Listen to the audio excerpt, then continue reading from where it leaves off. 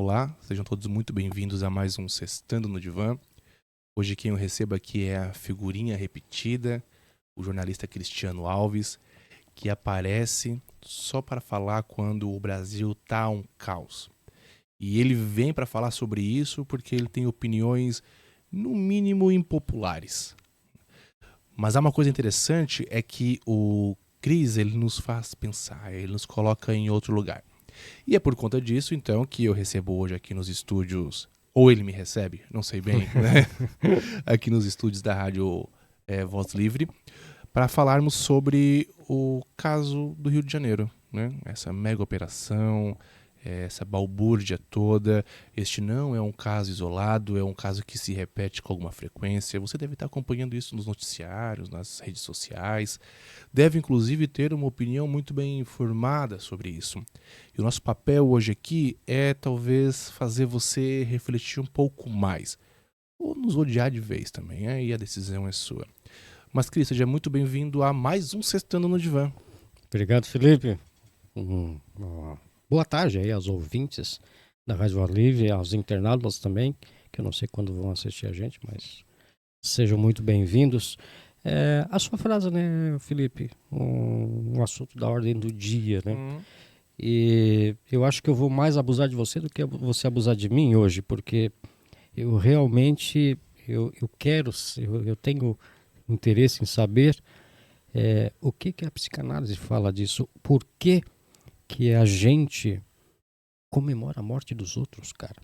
Sabe, qual é o lado do cérebro, o que acontece que o ódio se torna tão importante ao ponto de a gente comemorar a morte dos outros, sabe? Uhum. De certa forma, o ódio vai denunciar algo que é nosso. Eu acho que essa é a grande questão. Né?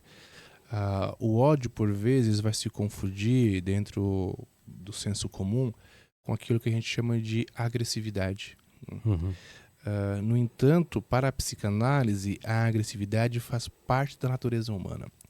Inclusive, durante a Guerra Mundial, a Primeira Guerra Mundial, a Segunda também, o Einstein escreveu algumas cartas para o Freud. Eram dois judeus, então, que estavam em lados opostos do planeta. O Einstein já estava nos Estados Unidos, o Freud continuava em Viena.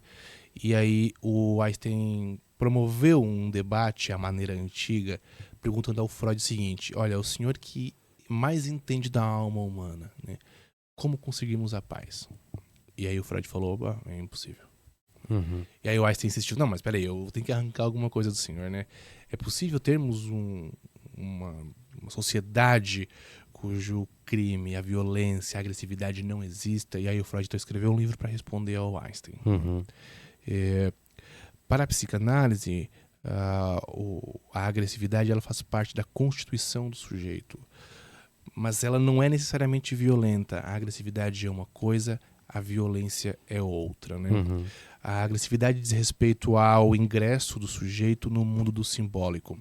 É como se esse sujeito, de certa forma, quisesse destruir o objeto que desperta algum tipo de interesse nele, algum tipo de apreensão, de aprender, né? De pegar, né? Para si.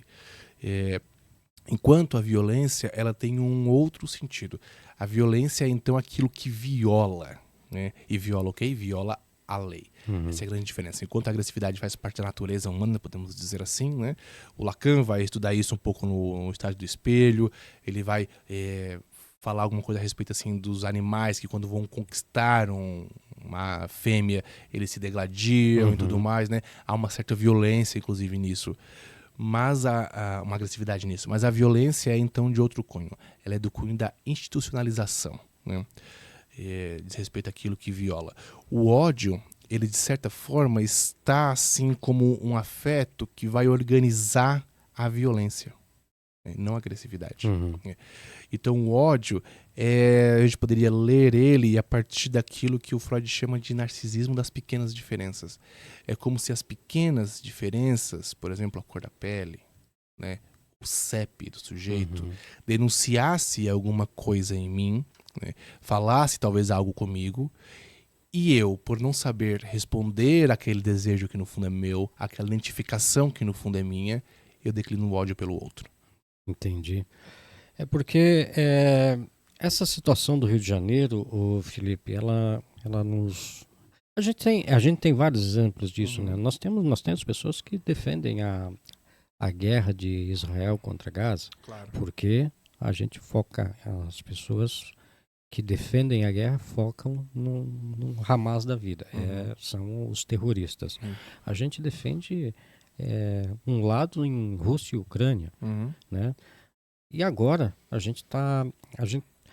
quando saiu essas informações, quando foi noticiada essa invasão da polícia lá nos morros do Rio de Janeiro, também, principalmente nas redes sociais, né, que é o nosso filtro ultimamente, né, se mostra isso. As pessoas que defendem que foi excessiva essa abordagem, essa matança, elas acabam sendo, não é nem canceladas, trucidadas na internet, né? Como, por exemplo, eu sou completamente contra essa invasão que aconteceu lá. Eu estou defendendo o bandido. Ponto. No raso, os comentários rasos, é isso. O Cristiano vai estar defendendo o bandido. Então, leva para tua casa. Isso, né? Pega um cara desse e leva para tua casa, se tá com pena dele. Claro. Não é isso, cara. É uma comunidade que já se fode há anos, há décadas, há mais de 50 anos, essa galera está se ferrando. Se ferrando com a polícia, se ferrando com a milícia, se ferrando sim com os traficantes. Eles são reféns dos traficantes, só que os traficantes dentro das comunidades, eles fazem o bom moço da comunidade, né? Eles ajudam, entre aspas, essa comunidade e defendem essa comunidade. Então, a comunidade não é que ela a síndrome de Estocolmo, né? A comunidade sofre isso. Ela é penalizada por esses traficantes, mas sente um certo carinho por eles, porque elas se sentem valorizadas por eles. E uma operação dessa, cara, subir com 3.000 policiais lá nos morros e tirar todo mundo da rua, tirar todo mundo e atirando para tudo quanto é lado, a população vai ficar do lado de quem? Me diz. Bom, Nicolau Lalin, um escritor russo ainda vivo, né? Um dos poucos autores russos vivos que eu leio, né? Eu gosto de russo morto. Estranho falar isso, né? Mas, ele teve uma parte muito importante na máfia russa.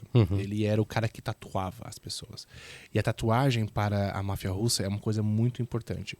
Dado o teu grau de importância dentro da máfia, o que tu faz, a tua especialidade, tu tem um tipo de tatuagem, só o cara pode fazer. Ele então passou por isso, né? Ele foi detido e aí ele saiu e escreveu um livro, né? Chamado Educação Siberiana. Ali ele vai falar um pouco sobre como é a formação dos garotos na Sibéria que vão entrar então para a máfia russa. É interessante pensarmos que historicamente a Sibéria foi um lugar criado para colocar todos aqueles que eram indesejados pela sociedade. Olha, do lado de cá do trópico, me parece que a favela é exatamente isso. Na favela são colocadas todas as pessoas que são odiadas, indesejadas pela sociedade. É preciso, inclusive, que haja isso para que eu olhe para a favela e fale, olha, eu sou melhor do que aqueles, porque eu sou do asfalto. Mas há uma coisa neste livro da Educação Siberiana, do Lalin, que nos diz um pouco, nos ajuda a entender essa questão da favela e essa questão que tu traz, que é o seguinte, quando o Estado não dá conta da manutenção dos princípios básicos, constitucionais inclusive, alguém tem que fazer isso. E aí quem faz isso? É o Comando Vermelho. É a facção. É o dono do morro.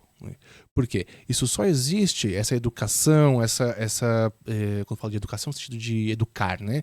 Isso só existe, a educação e também a manutenção de uma certa ordem pública, porque o Estado não faz isso. O Estado precisa fomentar, criar criminosos. Porque se eu não faço isso, como eu vou justificar, por exemplo, ano de eleição, ano que vem? Né? Se eu não tenho criminosos para combater, e a gente sabe Isso tá lá desde a torre da pirâmide de Maslow, né? A segurança é uma coisa que todo mundo procura, né? Tanto é que a gente constrói uma casa segura, a gente faz um muro alto, a gente procura sempre estar seguro, né? Então a segurança é algo intrínseco a nós, diz respeito à manutenção da vida.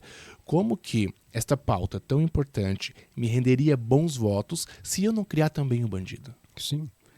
Eu preciso criar o monstro para combatê-lo, eu preciso criar o inimigo para combatê-lo. E é interessante porque esse inimigo, esse monstro, talvez ele não tenha cara, mas ele tem cor e ele tem CEP. A tática é a tática americana, né, Felipe? Você pega, vamos pegar do novo, vamos pegar dos Bush, passando até por Obama, viu? Claro.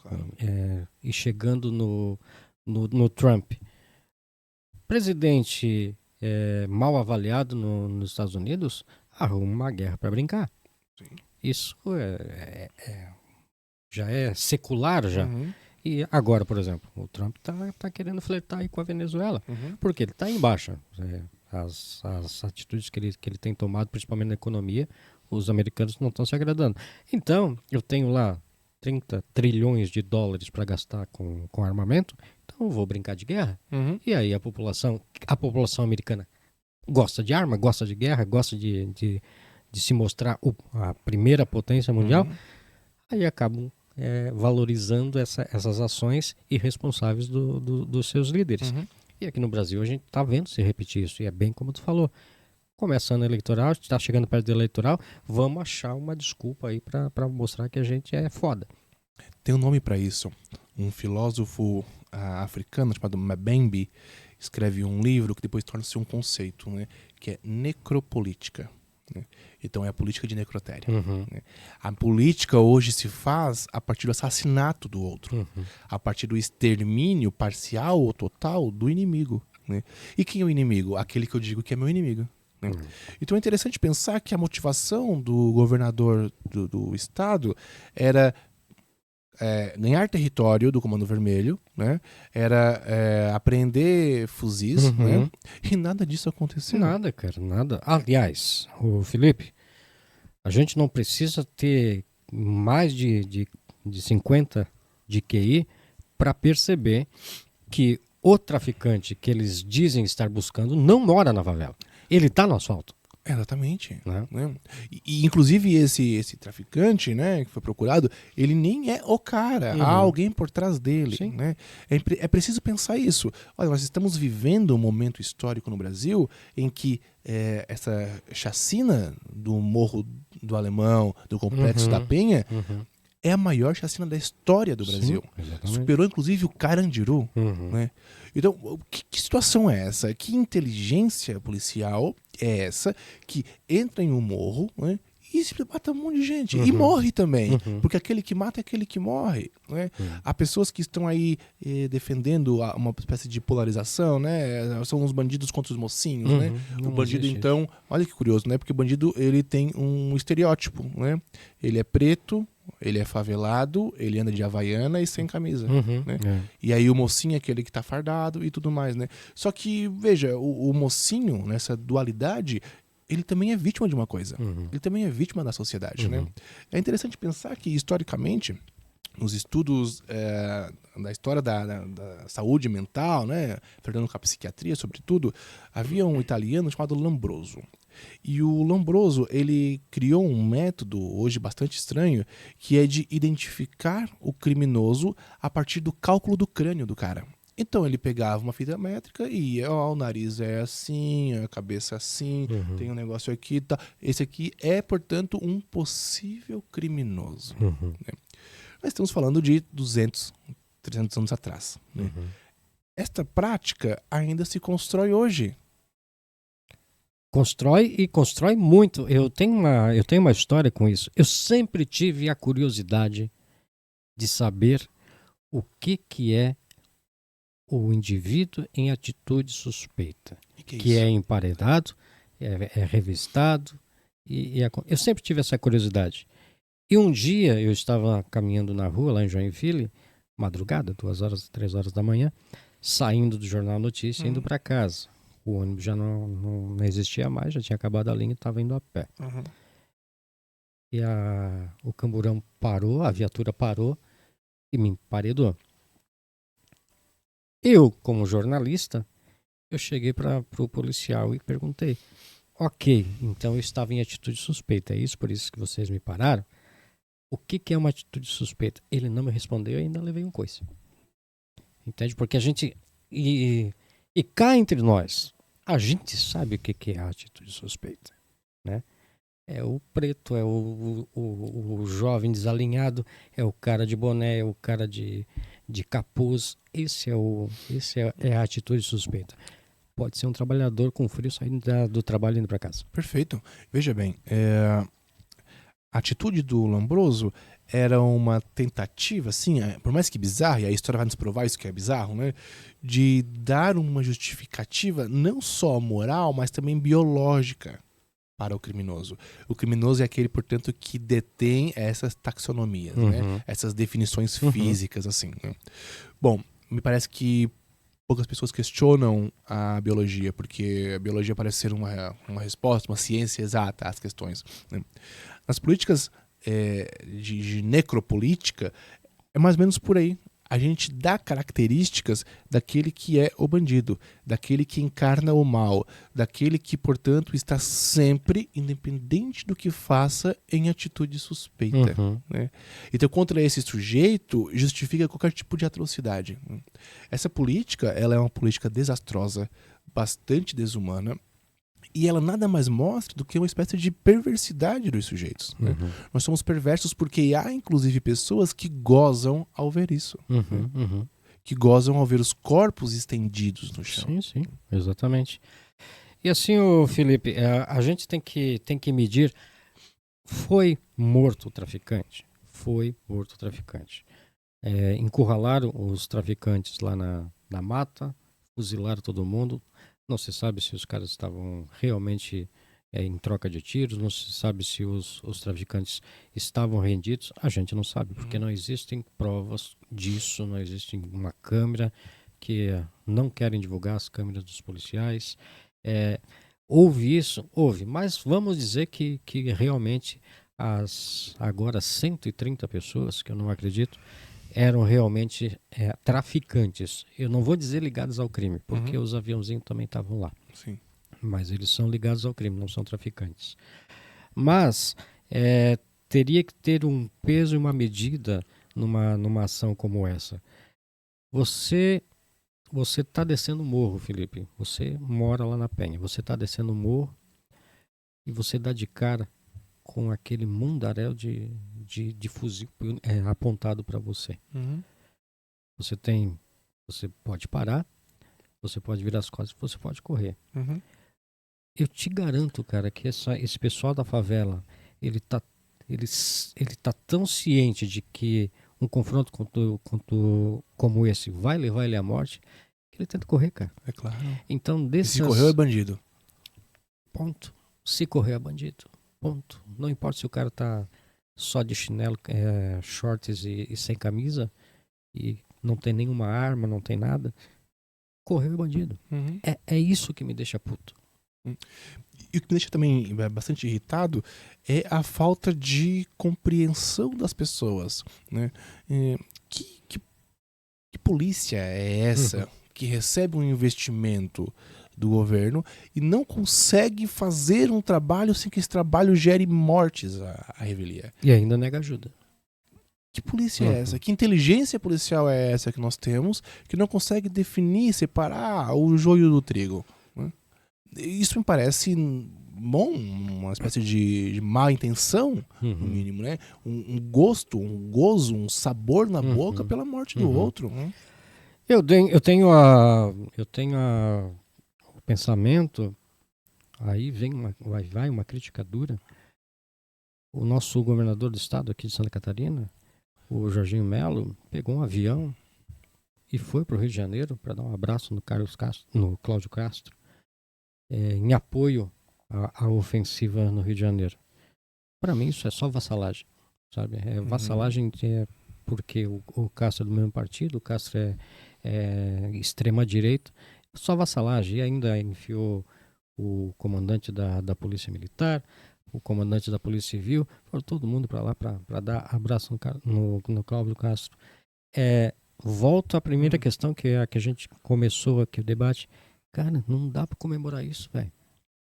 Não dá para comemorar que pessoas foram mortas.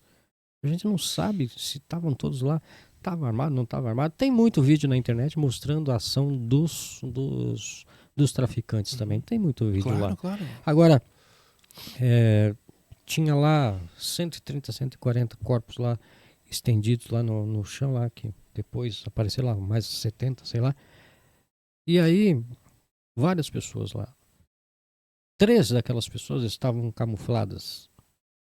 E aí as pessoas colocaram elas no mesmo pacote lá e depois perceberam isso, estavam tentando tirar a roupa. Se falou das outras 55? Não, só se falou daquelas 3. Pra quê? Pra justificar o injustificável. Exatamente. Ponto. Concentra-se no mal, né? É como se todo mundo da comunidade então fosse bandido, Mesma vala. fosse envolvido com... Por que isso? Bom, porque a maioria é pessoas negras, né? Porque a maioria compartilha o mesmo CEP, né? É aquilo que o Lombroso já fez há anos atrás.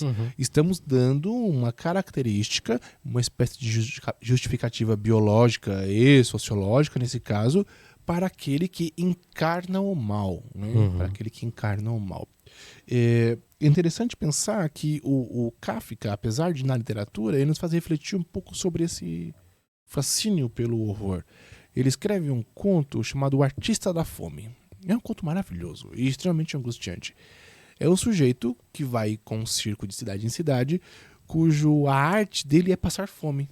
Então ele se tranca numa gaiola e fica sem comer.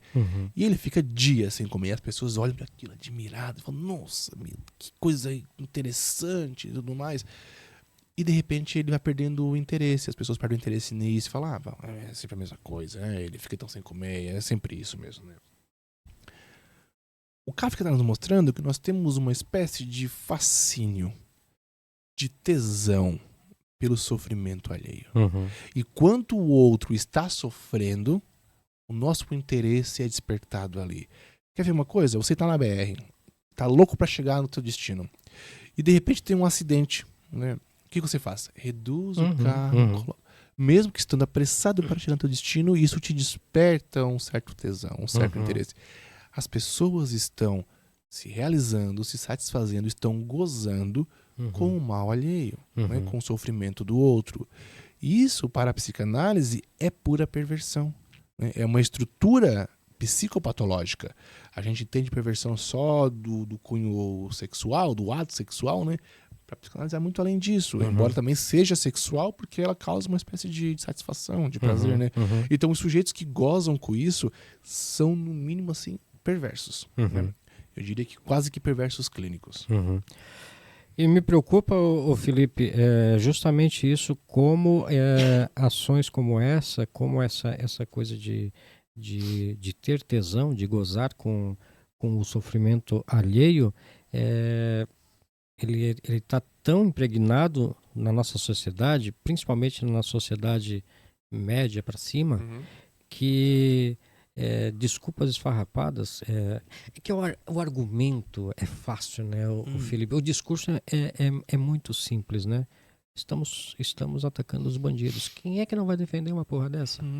Mas é o discurso raso. Se você for pensar com realmente qual é a questão, qual é o problema, coincidentemente, é muita coincidência, né, o Felipe, a gente descobrir que os traficantes estão investindo na bolsa e estão usando as fintechs aí para ganhar dinheiro. É coincidência, quando apareceu na Faria Lima, aí sobe o morro no Rio de Janeiro para lembrar, não. Ou para o pessoal esquecer que eles estão na Faria Lima de São Paulo. Não, o tráfico está aqui no Rio de Janeiro. Ô, Cris, está na favela, né? Ô, Cris, a comunidade não tem indústrias de arma. A comunidade não tem indústrias de droga. A comunidade mal tem água, mal tem energia. Né? Isso vem de fora. Né? Bom, eu fico pensando uma coisa que parece meio ilógica, que é o fato de que encontra-se às vezes armamento, encontra-se lá fuzil de uso estrito militar. Como que essa quantidade de fuzil foi para lá? Entendeu? Como essa quantidade de arma que é de uso estrito das Forças Armadas Nacionais foram para lá? Né? Então eu acho que é preciso pensar um pouco melhor essa lógica, que é uma lógica neoliberal, uma lógica destrutiva, né? Que, bom, mata pessoas inocentes. Né? Se o crime existe, é justamente por isso, porque o governo não está dando o mínimo. Não está investindo, então, em educação, não está investindo em esporte, cultura. Né? Bom, o Cid veio aqui mais cedo, estava falando sobre o profissional que vai competir lá pelo cinturão, né? Um gurizão daqui, da comunidade daqui. Defende. Veja bem, há um investimento em cultura, há um investimento em esporte, em educação, né? Aí pode falar, mas é uma questão de escolha. Não é. Nem tudo é uma questão de escolha. A gente sabe disso, né? Se você lê um pouquinho os estudos do Freud, lê um pouquinho da psicanálise, nem tudo é uma questão de escolha, né? As coisas não são tão simples assim. Não, e é uma realidade completamente diferente, né, o Felipe? Nós estamos acostumados a taxar favelado como bandido, usuário do Bolsa Família como beneficiário do Bolsa Família como vagabundo. Ou seja, nós temos uma classe dentro do Brasil que ela devia ser extinta na cabeça da classe média para cima. Mas essas pessoas esquecem que essa classe é a maioria. É essa classe que está lá trabalhando para eles no chão de fábrica. É essa classe que está fazendo o produto para que esse produto gere dinheiro para o seu patrão, sabe? Eu vi uma entrevista com um cientista político muito interessante quando ele fez uma explicação ali, um resumo, mostrando como o traficante ele convence essas pessoas das comunidades para trabalhar para o tráfico.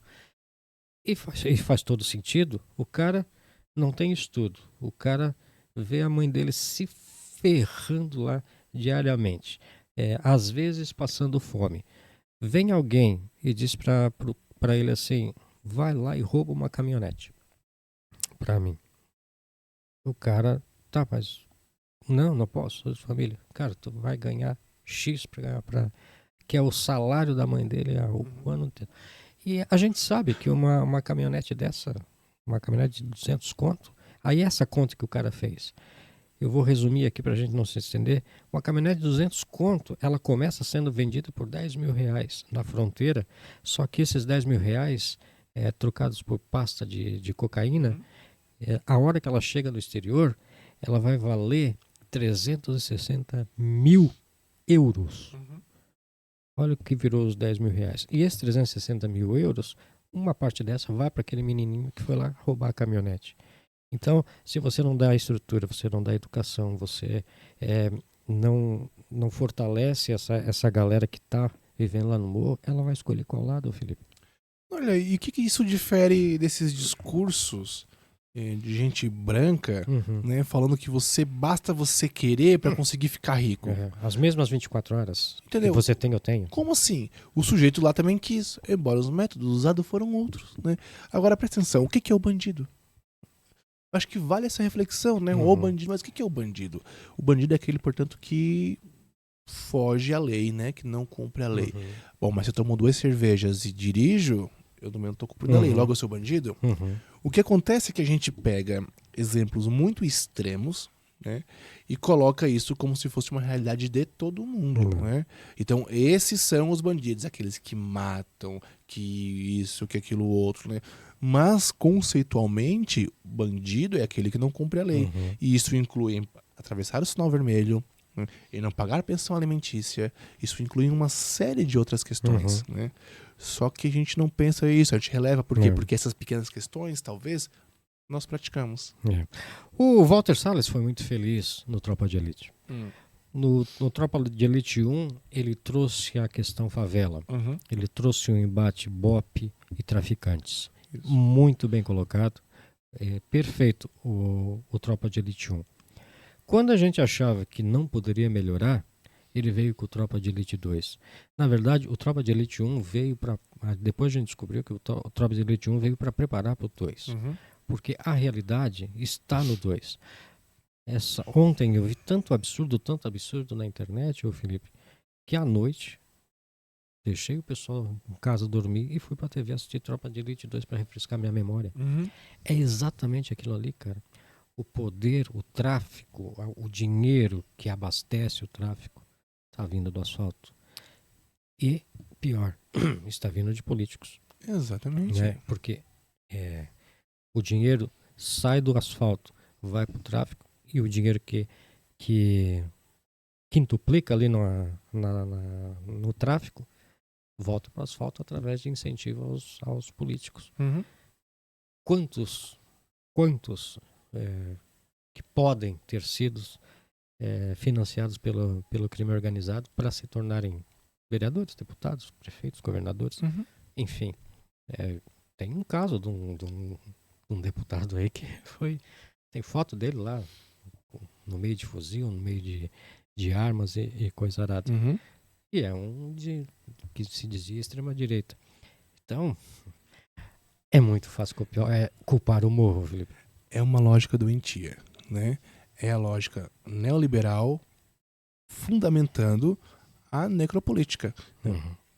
O dinheiro vai e volta, mas sempre sai e volta da mão do asfalto. Né? Essa é a grande questão. E a gente não está sendo aqui comunista, a gente não está sendo aqui anarquista, cara. A gente está falando da realidade mesmo. É só parar para pensar. Nós vamos ser taxados disso, sabe? Mas é só parar. Raciocina, cacete. Vai pesquisar, vai olhar como é que funciona toda essa arquitetura.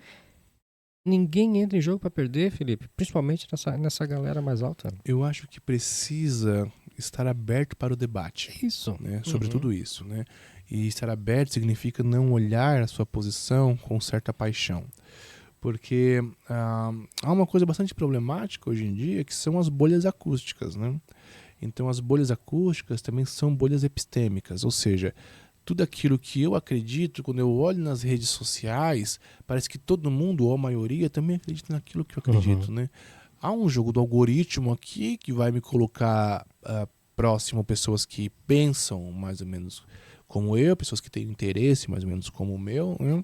E isso dá uma espécie de sensação, embora inverídica, de verdade, né? Então, se a maioria está pensando assim, logo essa deve ser a verdade, né? Então, a grande questão aqui, eu acho que é se abrir para o debate, né? Escutar a opinião que é atravessada à sua, mas que de certa forma vai colocar em marcha esse assunto que é um assunto da ordem pública, né? Que é um assunto de todos. Trazer este tema, Cris, para a rádio, trazer este tema para o YouTube, trazer este tema para o grande debate público, ele é extremamente importante, porque isso não afeta só a comunidade, mas afeta a todos nós, que de certa forma temos opiniões que são extremamente empobrecidas, para não dizer burras. E tem que romper a blindagem, né, Felipe? Eu te garanto que, se já não aconteceu, vai acontecer daqui a pouquinho. As pessoas que não concordam com a gente, elas simplesmente vão desligar o rádio, elas vão simplesmente trocar o vídeo do YouTube, vão arrastar o dedo para cima, porque ela tem a convicção dela e ela não aceita que haja um debate. E quem sabe, de repente, eu estou num bom dia, eu consiga mostrar para ela que ela está errada. Isso para ela é um absurdo, é uma ofensa. São os narcisismos das pequenas diferenças, né? Aquilo que faz eu odiar o outro, de eu passar o vídeo para o próximo, de eu não escutar esse sujeito, são justamente as pequenas diferenças. Aquilo que talvez seja inessencial, né? É uma opinião que, soa estranha aos meus ouvidos, uma postura que não parece favorecer aquilo que eu fantasiei como sendo verdade, né? Freud já falou sobre isso há mais de 100 anos atrás, né? Essas pequenas diferenças, ao invés de elas nos tornarem pessoas melhores, em conviver com o diferente, né? Com aquilo que me parece desagradável, que me parece... faz justamente o contrário, né? Ele torna o outro o meu inimigo número 1, né? Meu arqui-inimigo. Bom, isso acaba polarizando ainda mais as discussões. Não há a possibilidade de quebrar essa barreira de blindagem, como tu bem coloca, e empobrece o discurso, empobrece o diálogo e não chega em lugar nenhum. O debate hoje em dia, o debate, principalmente aqui no Brasil, de pessoas que pensam diferente, ele é muito raso. Sabe? Mesmo que um dos lados tenha bons argumentos, o outro sempre vai ser raso. Sabe? Vamos pegar essa polarização, por exemplo. Você vai entrar num debate defendendo um socialismo, por exemplo, qual é o discurso que o cara vai ter comigo? Já passei isso por várias vezes, né?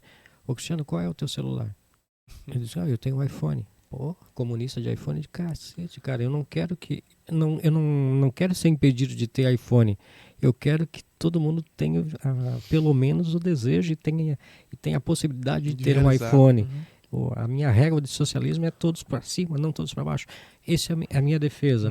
Ou então essa questão de que todo mundo é bandido. As conversas que eu tive defendendo que foi arbitrária essa invasão, não demorou muito, cara.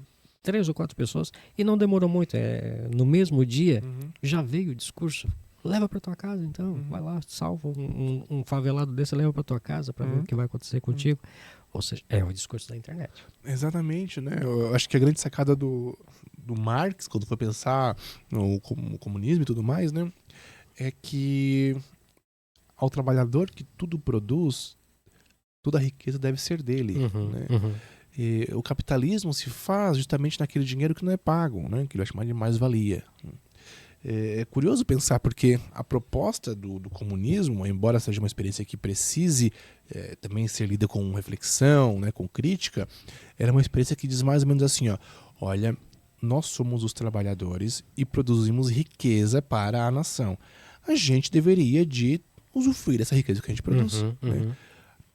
Vamos lá, as senhoras que fecham os charutos cubanos na coxa, em Cuba, não fumam charuto cubano, entendeu? Porque não tem pilas para isso, né? Então a grande questão é essa. Se eu produzo a riqueza, por que... O cara trabalha na BMW e anda de Fusca. Entendeu? Por que eu não posso usufruir dessa riqueza? Bom, porque há então a mais-valia, né? Há um capitalismo devorador, né? Que vai separar as pessoas. A grande ideia então é essa, é que todo mundo tenha acesso ao iPhone. Né? Se quiser, claro. Exatamente, né? exatamente. Não interessa por isso. Mas, então esses argumentos de como socialista de iPhone, ok, e aí? Né? Ponto, né? Ô Felipe, mas assim, eu não consigo entender, Felipe, tudo bem, a pessoa pode me questionar, que pode me dar argumentos que o modo que ela pensa, ele é melhor, mas eu não consigo entender a pessoa que se revolta comigo só porque eu sou um cara que deseja que todos estejam bem, sabe? Que as famílias tenham o que comer todo dia, que as famílias, todos os membros da família tenham um bom emprego, boa educação. Eu não consigo entender as pessoas que se revoltam com isso. E tem muita gente que se revolta com isso, cara. Ela acha que o sucesso dela, porque de repente ela ralou, ela se esforçou e ela conseguiu o sucesso dela, prova para ela que é só a pessoa querer. Não é, cacete. Olha da onde tu veio. Olha da onde essas pessoas que a gente está tentando trazer para uma régua maior vêm. Elas sofrem preconceito, elas sofrem bullying, elas não têm educação, os pais delas também não tiveram educação, e a gente quer se comparar, e eu me comparar com uma pessoa dessa, imagina, mas eu quero que ela esteja bem. Eu não consigo entender, aí a psicanálise tem que me mostrar, me explicar isso, por que essas pessoas se revoltam comigo, em vez de se revoltar com a situação. Com a sociedade? Né? Porque a sociedade é um inimigo sem rosto. Essa é a grande questão. Então eu preciso colocar certos rostos para identificar o mal, para identificar o inimigo, né? Esse pode ser o Cris, pode ser o PT, pode ser o Lula, né? Eu preciso criar, ou pode ser o Bolsonaro, né? Eu preciso então criar esses rostos para poder, de certa forma, dar uma personificação para o mal. Essa é a grande questão. Agora, o cara que diz que ralou e que meritocracia e não sei o quê, ele tem o quê? Ele tem um Uno pago, né? Sim. Nada contra, mas assim, não é uma grande riqueza, né? E sempre passa no sentido de que esses sujeitos, quando se sentem bem-sucedidos, não é porque tem uma família feliz que funciona, que é saudável, né? Nas minhas conversas eu gosto de lembrar disso. Esses dias eu estava conversando sobre essas questões com alguém. Eu não vou ferrar com a pessoa, não vou contar o nome da pessoa. E a pessoa olhou na minha cara, mais lavada possível, e disse: vocês da imprensa, vocês estão estimulando esse nós contra eles. Daqui a pouco esses pobres vão vir tudo para cima de mim, porque eu sou do outro lado, não sei o que. Com Celta, cara. Ele tem uma loja de capinha de celular. Alguma coisa assim. De Celta, andando de Celta, ganhando 3 contos por mês. Eu sou capitalista, né? Porra. Tu produz capital, né? O capitalista é o cara que produz o capital, né? Não, bom, sou capitalista, eu acho que o comunismo não funciona. Tá, mas aí, assim, né? Bom, isso desenvolve... produz desigualdades, né? O capitalismo produz desigualdades profundas. E aí o sujeito quer exterminar uma certa classe, a pobreza, porque, de certa forma, o pobre denuncia que ele não é tão bom assim, que ele está a um passo de, então, ser pobre como os outros e tudo mais, né? Só que não há pobreza... Melhor, não há capitalismo sem que haja como produto do capitalismo a pobreza, né? Então o pobre, ele é essencial para a constituição e a fundamentação do capitalismo, né? Quem vai produzir? Né? O sujeito lá não quer produzir, né? Então é preciso, é uma lógica bastante estúpida, porque eu preciso produzir a pobreza, eu preciso produzir o pobre, mas ao mesmo tempo eu tenho o pobre como meu inimigo e preciso destruí-lo, né? Então, que lógica é essa em que eu produzo a pobreza e destruo a pobreza? Essa é uma lógica da morte, né? Essa é uma política da morte, né? É a necropolítica. E aí é muito cômodo você botar a culpa no maconheiro, né? Não vamos legalizar as drogas porque aí vai ser um inferno. A maconha é a porta de entrada para as outras drogas mais fortes e aquilo tudo. E não vamos legalizar, pelo amor de Deus. Peraí, se eu legalizar, então o cara não vai precisar vender por baixo dos panos. E aí, esses traficantes que ganham muito dinheiro com isso, eles vão ganhar pouco dinheiro. Será que eu não estou pensando mais no meu financiamento de campanha do que na própria mal que a maconha vai fazer para... É uma cadeia, cara, que eu não consigo entender como é que as pessoas ainda caem nessa. Há uma série na HBO muito legal, uma série nacional, chamada Pico da Neblina. Assistiu? Já. Gostou? Muito boa. Boa. Então tem 2 temporadas, é uma série curtinha, né? Que vai discutir um pouco isso, assim, a legalização da maconha e o que isso vai, de certa forma, respingar na sociedade. Para quem gosta de um bom filme, uma boa série, para entender, inclusive, temas importantes, né? Esta é uma série bastante recomendada. Assim como os filmes do Tropa de Elite. Sim, né? É verdade. Tem vários. Quem gosta de cinema, quem gosta de filmes... Tem muitas referências que não é só entretenimento, é 110% educacional. Isso mesmo. Muito bem. Felipe, a gente tem que ir, cara. Daqui a pouco... Tá na hora? Daqui a pouco entra a Voz do Brasil e cortam a gente. É sempre um prazer, apesar do tema ser delicado, né? Mas tem que ser falado, né, Felipe? Precisa ser falado, né? O discurso, né? Preciso discursar sobre isso. E quem não concorda com a gente, deixe seus argumentos aqui. Isso. Mande seus comentários, ou então interaja ali, bote seus comentários ali depois no vídeo, que a gente responde. Eu estou disposto a responder. Acho que tu também, né? Eu também, né? Felipe. Eu acho que todo mundo tem o direito de falar e também de ser ouvido, claro. É claro que daí as pessoas que entram em debate comigo, eu não sou agressivo, não sou nada. Eu me recuso a isso. Eu tento nos argumentos. Eu vou argumentando. Vai chegar a hora que vai vir o faz o L. E eu paro de discutir, porque o cara não tá nem... O cara tá cagando pros meus argumentos. Ele só quer Vai, tu faz o L. descobrir o que qual é o partido A ou B ou C que eu sou, e se eu sou comunista, se eu sou de direita. Então aí eu volta pro raso, daí eu desisto. Mas se alguém tiver vontade de debater comigo, eu debato de boa mesmo. Estamos aí para isso, né? Exatamente, nós temos esse papel, né? Promover o debate. Eu acho até meio arrogante demais. Eu não gosto do termo o quarto poder. Não gosto, cara. Não gosto. Existem jornalistas que se acham mesmo o quarto poder, né? Tem o poder de derrubar governos, aquela coisa toda, então eles se acham. Eu não acho que nós somos o quarto poder. Eu acho que nós somos, na verdade, uma ferramenta para trazer as informações para as pessoas. Elas têm o direito de aceitar ou não aceitar, mas nos dê uma chance de argumentar. Perfeito. De repente, com toda a investigação, todo o estudo que a gente faz sobre determinados assuntos, vai que eu tenho razão. Tá? Obrigado, Felipe. Até lá. Tchau, tchau.